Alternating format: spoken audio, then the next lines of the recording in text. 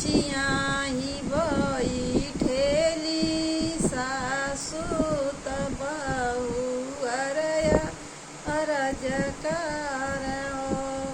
ए सासु दैन दे तुया पनीचु उनरिया त छठ हमहु करती सागर हमहु जईती न हो।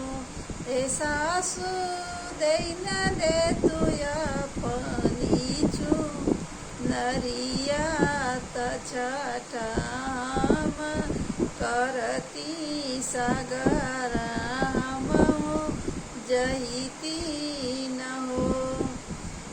सासु जे बोलही के रहली ननदा बोलिया बोले ननदा हसी बोले लियो। ए भौजी तोहरो तये को नाही उतवा हो त छठू के करबू हो त छठ के करबू न हो। ए भौजी तोहरो तये को नाही उतवा हो त छठ के करबू हो त छठ के करबू न हो। सासु जे निकले बारवा त ननदा पीछू वरवा त ननदा पीछू वरवा न हो।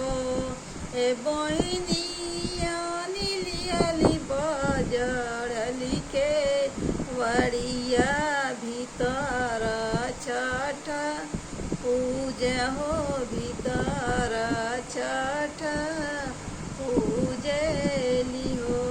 ए बहिनी लियली बजड़ली के वड़िया हो भीतर छठ पूजे हो भीतर छठ पूजे लियो।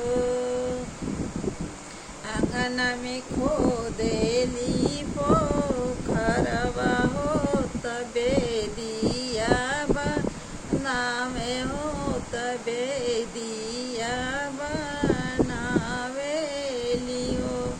ए बहिनी मटिया कपूतवा बनावे त मुहावा धोवावे त कजरा लगावे लियो।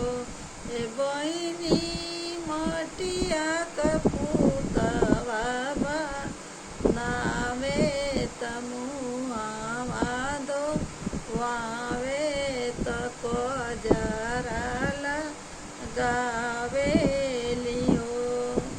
मुहावा धोवावे में पुतवा त साकर कर हो।